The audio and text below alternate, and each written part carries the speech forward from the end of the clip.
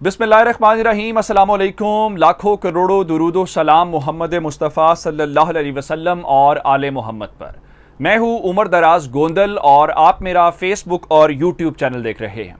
मैं आपको पहले आज खुद ज़ाती तौर पे जो कवरेज करके आया हूँ वो ख़बर देने के बाद फिर मैं कुछ ख़बरें आपको अदालत के मुतल्लिक, जो अदालत ने वो तमाम लोग जिन्होंने इमरान रियाज को हथकड़ियाँ लगाई, उनको ज़ोरदार थप्पड़ रसीद किया है, वो किस तरीके से मैं आपके सामने रखूंगा। बड़ी खबर है मेरे पास। फिर लाहौर हाई कोर्ट ने भी थोड़ा आज एक्टिव हुई है और एक बड़ी रिहाई का हुक्म दे दिया है, वो भी आपके मैंने सामने रखना है। और फिर इस हवाले से ये भी आपके बताना है कि पाकिस्तान तहरीक इंसाफ ने और उनके लोगों ने आज एक नया रिकॉर्ड बना दिया है, एक नया कमाल किया, वो भी बताऊंगा। और उसके बाद खान का दबाव और निशाने ताक ताक के लग रहे हैं। इलेक्शन कमीशन वालों ने भी नोटिफिकेशन जारी किया है और वो खान साहब के हक में है, जिसका मतलब ये है कि हमजा शहबाज शरीफ सामान बांधने की तैयारी करें। इसके ऊपर बात करने से पहले मैं आपको बताऊं कि आज पाकिस्तान तहरीक इंसाफ ने इमरान रियाज की गिरफ्तारी के लिए गिरफ्तारी के खिलाफ एहतजाज की कॉल दी हुई थी। मैं खुद उस रैली के अंदर मौजूद था कवरेज के लिए, जो हमने अपने फेसबुक पेज के ऊपर कवर भी की है।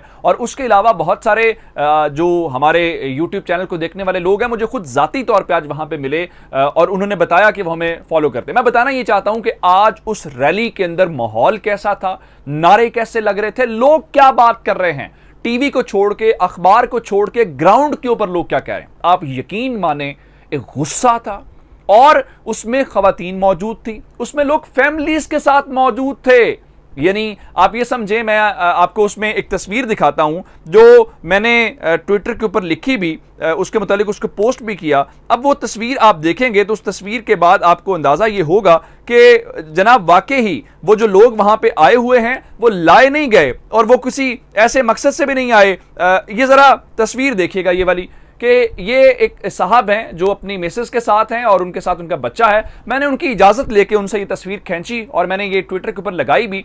ये वहां पे एक फैमिलीज थी और उसके अलावा बुजुर्ग लोग मौजूद थे और वो जो नारे लगा रहे थे वो बहुत खतरनाक नारे थे। मैं जरा एक्सट्रीम वाले नारे नहीं आपको बताना चाहता, शायद वो सेंसर कर देते हैं। वो ऐसे नारे हैं कि शायद वो यहां पे चलाए जाएं या आपको दिखाए जाएं तो बहुत सारी टांगें कांप जाएंगी। मैं आपको सिर्फ एक नारा बता देता हूं कि चौकीदार चोर है। शदीद नारे लग रहे थे और एक अजीब गुस्सा था। लोग कह रहे थे कि ये कब तक चलेगा।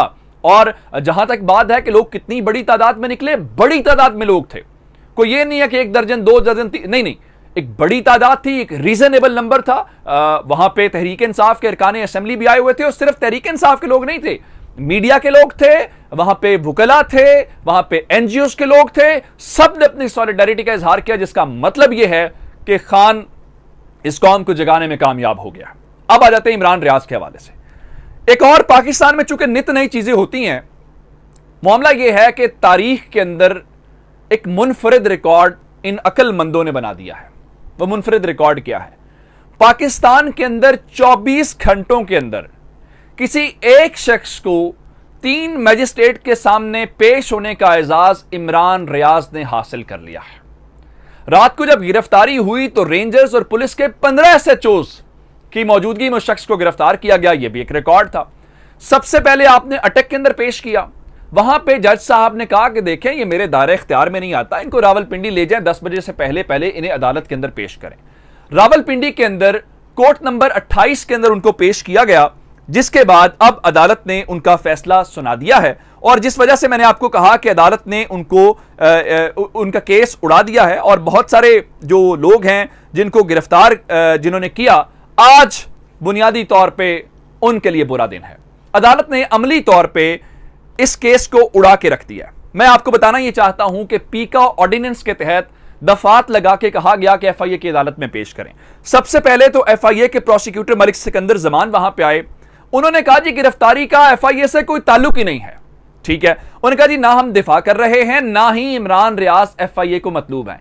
ये होते हैं मसाइल जल्दबाजी में गिरफ्तार करने के। अब मैं जरा आपको एक और बात बताऊं। पीका ऑर्डिनेंस के हवाले से जो सेक्शन 22 लगाया गया, वो बच्चों के हवाले से जो जिनसी जराइम है, ये वो दफा लगी हुई है। आप अंदाजा करें कि कैसे केस बनाया होगा, कितनी जल्दी में बनाया गया होगा। और जो FIA की दफात लगी हुई थी, वो जज मोहम्मद परवेज खान ने तमाम तर दफात को खत्म कर दिया है। FIA का दायरा इख्तियार खत्म कर दिया है और जज परवेज खान ने अब से थोड़ी देर पहले रावलपिंडी के अंदर यह हुक्म दिया है कि जनाब आली आप इमरान रियाज को यहां से अटक ले जाएं और आज के रोज ही उनको फिर उसी जज के सामने पेश करें जिन्होंने आज उनको अटक से रावलपिंडी भेजा था। अब यह है रिकॉर्ड पाकिस्तान के अंदर। अब इसका मतलब यह हुआ कि उनको गिरफ्तार तो कर लिया गया, लेकिन इमरान रियाज का कोई भी केस सुनने को तैयार नहीं है। आज मजमूई तौर पे 4 बार इमरान रियाज के लिए अदालत लगी, जिसमें 3 बार मजिस्ट्रेट्स हैं और चौथी बार इस्लामाबाद हाई कोर्ट, और चौथी बार से अगर जरा वापस चले जाएं तो 24 घंटों के अंदर मजमूई तौर पे 5 बार अदालत लगी है और किसी को समझ नहीं आ रही कि केस बनता किसका है, दफात क्या है, जुर्म क्या है। और आज वकील ने बड़ी सादा सी बात की।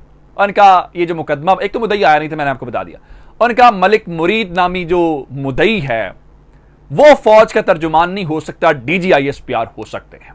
अब इसका मतलब यह है कि इमरान रियाज पकड़ तो लिया, अब पकड़ के जेल में रखना कैसे है ये समझ नहीं आ रही।